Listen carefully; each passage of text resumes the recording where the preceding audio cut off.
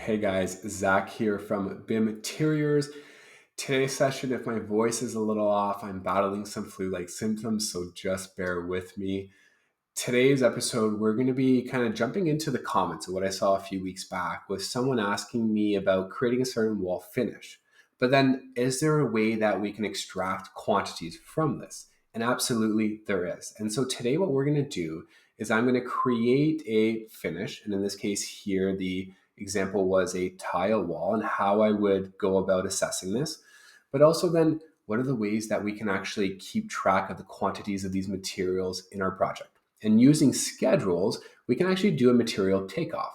And we're not just going to stop there. I've kind of put a little extra into this week, and we're going to actually do a cost simulation. So as we're creating these in our project, a schedule will be updating instantly. So as new materials come in, as new quantities come in, it's going to be keeping track of all this, but then also associating a currency value to this as well. So at any point of the project, we can stop and take a look at the amount of material that's going into this project, but also seeing a cost representation of this as well. So great information for yourselves or your client at any point of the project, or if you want to do impact studies on if we use one material versus the other, the impact that it's going to have on your project on a cost savings as well. Super impactful, super useful. So can't wait to jump into this week's episode on a material quantity takeoff and then also a cost simulation to this as well. Okay, so this will be broken up into two parts. Part one, we're going to create a new finish so that we can track, maybe even isolate to understand more or kind of get a better understanding in depth of the quantities, potentially the cost that this is going to start to kind of generate within the project. And then at that point, we're going to take a material takeoff schedule. And where do we go to create those? And how do we create it so that at the end of the day, it's starting to take a look like this, where we've got our material name. So from brick to concrete, fiberglass, metal studs, plasters. So all of the materials in your project, as you start to populate them, will start to actually come into this schedule. Along with that, as many times as they might be appearing. So in this case here, the brick is appearing in 6 locations. And if you pan over here, I can see that it's starting to pan. I can start to see those 6 locations. And that's what that number is representing. I can also see that the area of those 6 locations are different. And it's starting to calculate that for me as well. Also, a material cost. Now, again, by material, this will be the same, but it's also understanding and it's doing a formula. So how do we create a column and create a formula that's grabbing your area, timesing it by your unit price? So in this way here, as we start to further develop our drawings, our models, that at the end of this, as many materials as we're putting in, it's going to start to keep track of that, take quantities of that, but also get us a better understanding of what the price impact of this project's going to impact us or our clients. So part one, let's create a new wall type. So I'm just going to get into my floor plan view.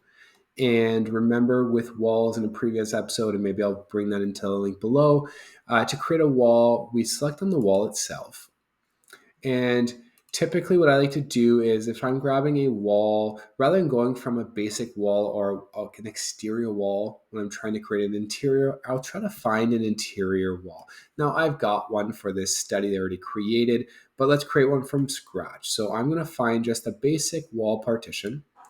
And before I start to draw, do anything, I'm going to, in the properties, under edit type, I want to make sure that I'm not necessarily changing this family. So from the previous episode or previous video, the key to not impacting your drawing if you don't know if you're able to edit this wall type is to always hit duplicate, meaning you're going to create a duplicate of this wall. And if this wall is anywhere else in the project, you don't have to worry about modifying or impacting the rest of the model without knowing. So duplicate, for the most part, is always your best friend. So I'm going to duplicate this, and we're going to call this wall partition, and maybe we just call this wall tile. Once you're okay with whatever the finish is, name, hit OK.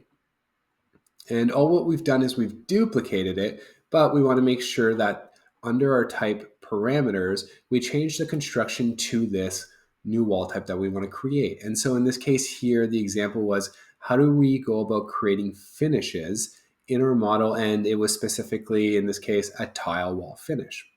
So what I would do, and as interior designers, taking the approaches that you're working with an architect who's already creating their model, who already has the stud walls, the gypsum on either side of those walls. They have the wall assemblies and types already in their model, part of the base building. And now what we want to do is create a finish to those walls. So in this case here, if we're creating a tile wall, what I recommend is, if you think about the construction of that, would be grout and the tile itself. There's no need to create the rest of that wall because the architect has it in their scope. So keeping that in mind, if I start to take a look at this, our finish would be that wall tile. So I'm going to come over here, and if we don't have a wall tile or you want to create one, this is where I would suggest grabbing, it could be any one of these finishes, selecting it, right clicking on it, and then duplicate material and asset. And I'm going to call this tile, and potentially you can call it wall tile. Maybe it's a tile and it's a TL code with, so this way here in your project, if it's TL1, TL2, and that's going back to a spec. So however your naming convention, follow it as per your studio standards. And then once I've done that, I can make sure that I grab my TL1, and I'm going to also take a look at the graphics. So maybe that this tile is a 600 by 600, or it's a 600 by 1200. Whatever the tile you're specifying, this is where you can actually give it a pattern. So this way here, as you're drawing it, when you go to your elevations, that pattern showing to what you're actually specifying in your project. So under graphics, under surface pattern, this is where you can then pick between a drafting or model, and keeping in mind what a drafting pattern will do is that it will adjust according to your scale. So if this is at 1 to 50, it will look a certain way. If it's 1 to 100, it will adjust accordingly. Where in this example, we want this to be a model pattern type, because no matter the scale, this pattern, this size, that tile is never changing. It's always going to be that 600 by 600, and no matter the scale, it does not matter. We always want it to be that size. So I'm going to scroll down, and in this case here, we have actually one that's 600 by 600. Perfect. You can create custom ones. For this example, we're going to kind of grab this 600 by 600 and go from there. You could, with newer releases of Revit, you do have the option to create a background hatch. So if you wanted your 600 by 600, but maybe you wanted a sand hatch to that as well, part of your tile, you can then come into here as well and find that additional hatch that you would want. So in this way here, it's 2 hatch patterns on top of one. Now what I'm going to do is understand we've got our tile finish. Now we want to create a grout.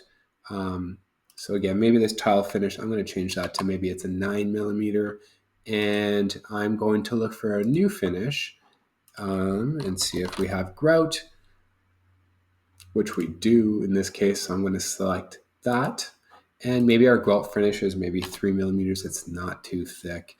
And when I go to, we don't have anything else. We've got our grout, we've got our tile. That's all we need. So we don't need a layer on the other side of this assembly. So I'm going to select on this, and we are going to delete that finish. So once we've got our new wall tile, in this case here, this new wall assembly to where we want it, we can hit OK. And we can start to draw that wall. And we're going to want to draw this wall. So then this way here, when we do go to create our new material takeoff schedule, that we're able to actually track the quantities, but also the area and also the cost that this is going to have on our project. So I'm going to find a room and I'm going to start to draw this wall. Now keep in mind, as you're drawing, the finished location of this. In this case here, if you're going to want it to join, if there's any specific offsets, all of the properties that we've gone through in previous episodes when it comes to how to navigate the wall tool. So I'm going to just start to create some walls for us.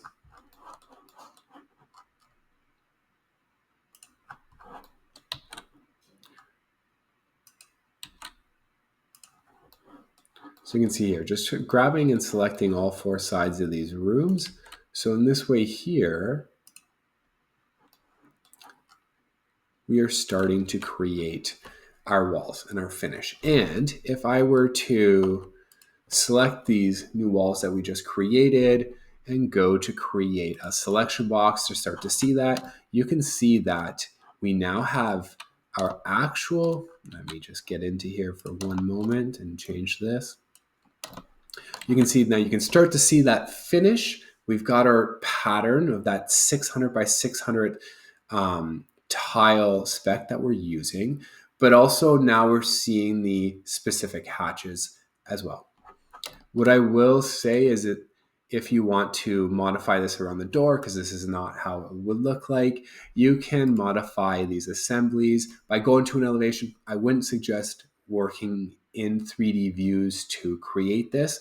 Now I'm going to quickly, since I don't have an elevation created for this, but would always recommend that you do this exercise in an elevation view rather than a 3D view. And I'm just going through some tools that we've gone through in previous sessions. So in this way here, we're not spending too much time focusing on that, but that's kind of the way that the wall should be flowing through the space and not going through the door.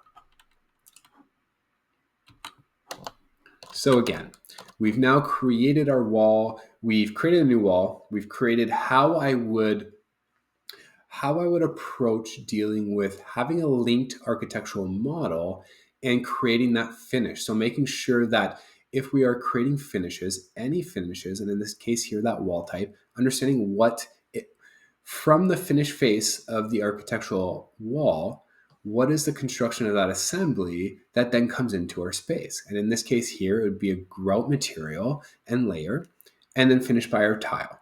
So that's part one on creating a kind of a specific finish inside of potentially your model while linking your architectural models and dealing with other consultants.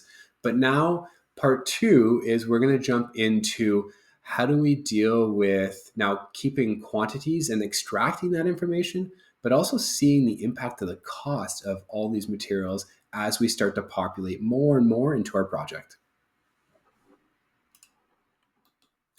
Okay, so how do we go now to, if I scroll in this material takeoff schedule that you see here, how do we go to create that? Where do we start? What do we look for? We're going to do that. And it's super simple, super easy. So at the top of your ribbon under view, if you go over to the create portion, you'll find schedules. So under schedules, if you drop this down, you'll see that you've got multiple schedules that you can be creating. So you do have schedule quantities. So you can be pulling quantities and going this way. What I will say is sometimes it's a little bit more challenging to put a cost to that, because what it's going to do is put a quantities to the assembly itself.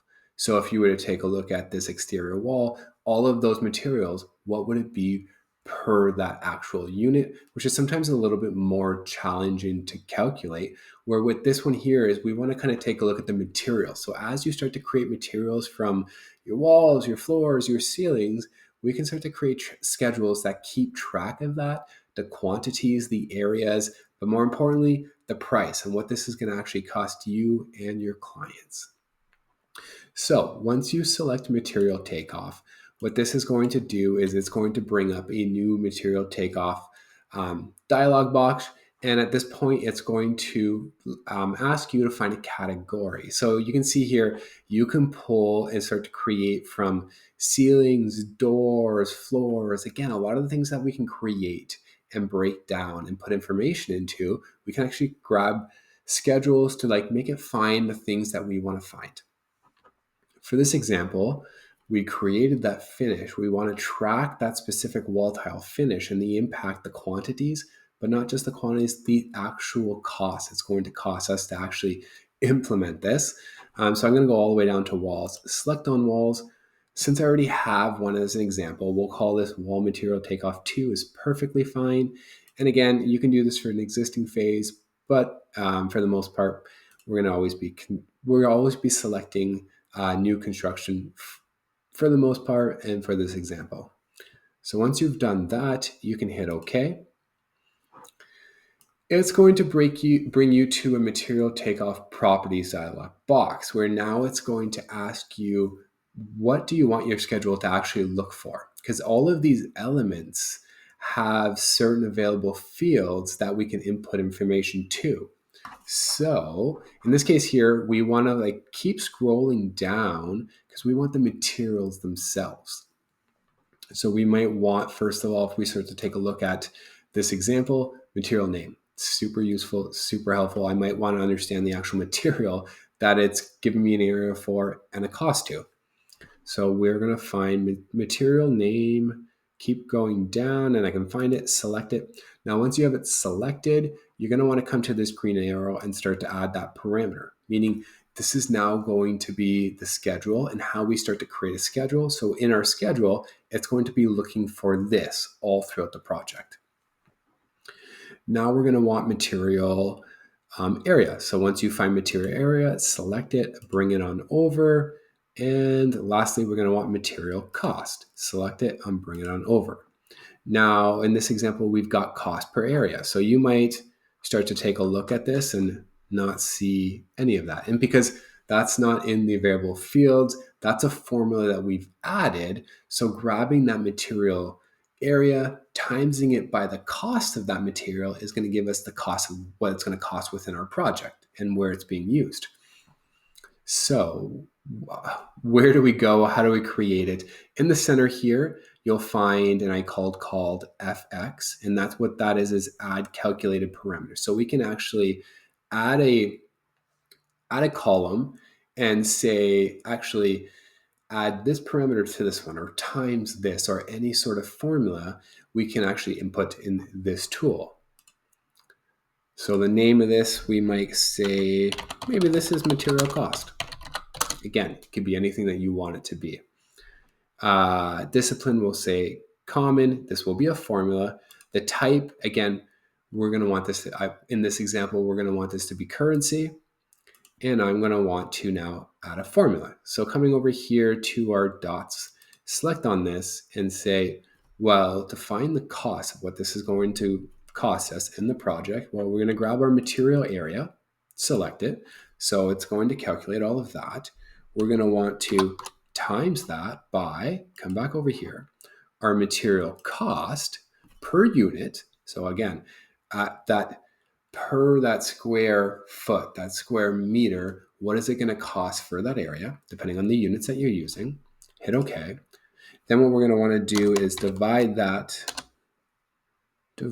where are you? There we go. Divide that by 1 to offset the units in the formula and hit OK. Now, when I hit OK again, it's going to bring me into our new schedule. Now you're looking at this and you're like, this is looking nothing like you have. What's going on? So what I'm going to do is just bring this over here.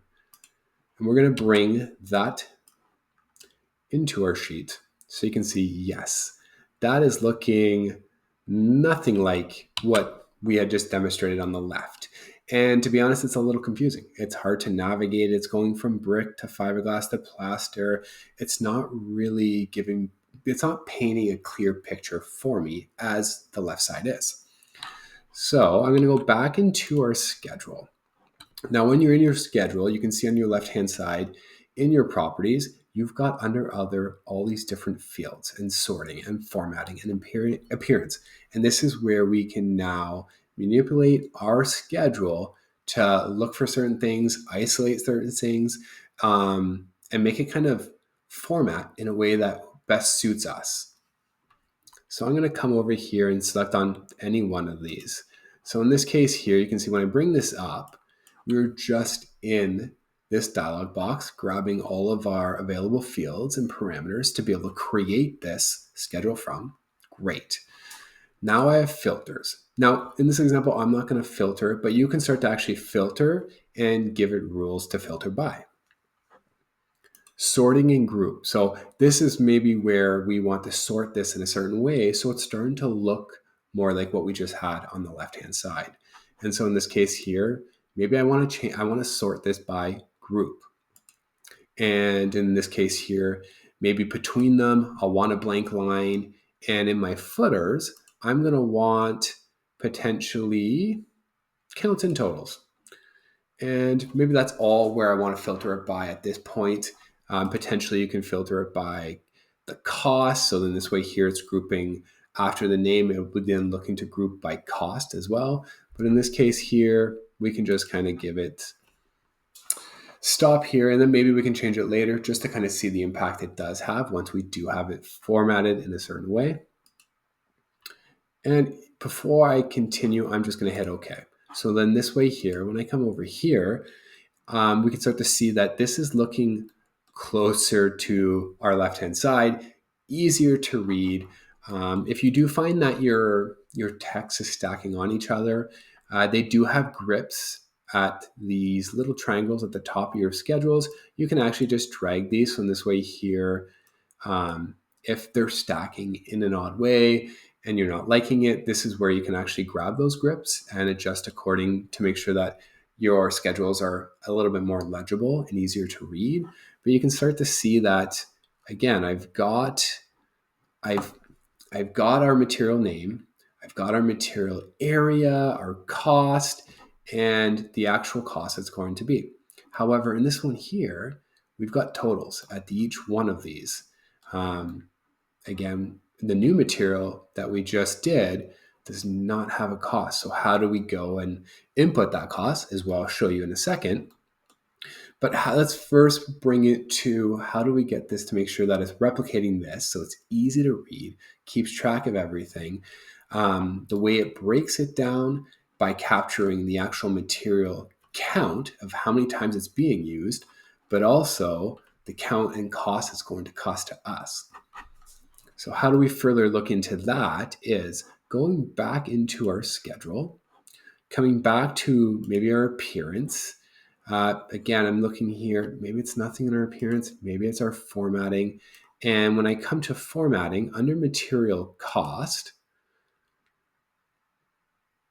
you can find, if you come down on your right-hand side, under no calculations, you can actually then say calculate totals. So when I do have that selected, you can see now it's starting to input and break it down per group. So under brick, it's going to cost me about $4,500 for brickwork on this project. Now, again, our material costs that I put in here are purely fictional. They do not represent any of the market value for these materials. It was more just an example that if you do give your material cost, how you can actually see and benefit from that by using schedules like this. You can see though, it's breaking it down per material and grouping that all together, but it's not giving me a project total at the end, like in our example over here, because it'd be nice to know that, okay, at the end of this project, all the materials in my project or the ones that you're tracking are going to cost me, in this case here, $17,000. So what we want to do is we want to have that information available to us. And so we're going to go back to our schedule. And under formatting, it doesn't look like I can see it anywhere here, but under sorting and grouping, you can see here that this isn't checked on. So we can actually do grand totals. And in this case here, I might only want totals only, and I'm going to hit OK. So now I've got this additional line item that is going to give me anything that we're tracking, all the materials. We've put a cost to them. It's calculating the area. It's giving us a beautiful formula, and it's instantly doing all of the work for us. So the time that someone would have to spend to calculate, do estimating and takeoffs, go through all the drawings, because Revit, we're giving it a length, we're giving it a height, it can create all these calculations for us instantly. So utilize that. I'm going to go back to our sheet, and you can see here, how do we now go and input a cost? Where do we input that information? So in this way here, we can start to actually graphically represent that and capture that data. So in here, grout and tile, the new materials that we just input, have zero cost, meaning they're not having any impact to our project, which we want it to. We're putting them in, we want it. So as we start to see that, as we start to create that, we want to see that, yes, the area, how many times we're using it, but also we want to see the impact of the cost that it's having on the actual project itself. So when you do have your wall selected, in your properties, edit the type. We're going to come down to the structure, and under material, so that new material that we just created, under identity, you can see there's a bunch of information we can start to put in, but most importantly, costs. So maybe for this tile, it's super expensive. It's $50 per, if that's square foot, per square meter, whatever it is, your units that you're working in, just make sure to keep that in mind when doing the cost per unit, and hit OK. And we might want to also do that with grout. And maybe grout's a little cheaper. And again, you can kind of create any numbers you want. Maybe it's $250, super cheap in the market today. And I'm going to hit OK. So again, you can see it really hasn't done anything. However, if we go to our schedule, you can see I've now got per unit, and timesing it by the actual square meter area of use on that instance, it's giving me now a new dollar amount. And same with our tile here. So now that just changed our project from having one room, that grout and tile, from 17,000 to 19,000.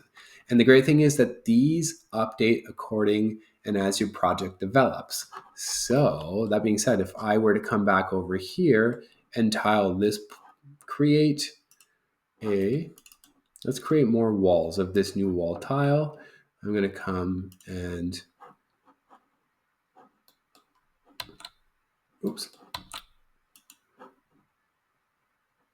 create similar, and I'm going to come from one side to the other of this room, and we're going to come over here. We can see now that we've got way more instances. So there's 8 actual walls that are being tiled, and our totals are now changing and adjusting. And the great thing is at this point, we can now have a better understanding of the materials that we're using, the quantities of these materials. We're able to extract that information, but better yet, we can actually put a price point to these. And we can, in these schedules, put formulas. So in this way here, we can get better understanding of the impact cost-wise that this is going to have to the project. And great studies can show that, okay, maybe we grabbed our tile. Now we have 2 different options. Option A, this is going to cost us in tiles for those 2 rooms $4,300. But what happens if we went to a different or cheaper version? What we can do is go back to our actual wall itself, select on it, going back to the structure, going back to the material, and in here, let's edit this cost. So maybe like if it was $13, I hit OK, and I hit OK, and I hit OK, I can come back to the schedule, and that $4,300 went down to just over $1,100. So that might be something to consider. So again, this was a super easy example because it was 2 rooms, but in a project, larger scale, that might be way too complex and way too time consuming to actually go through that exercise. This is something that can be done with a click of a button to give you access of that insight, of the impact that it's going to have onto your project for yourself and your client.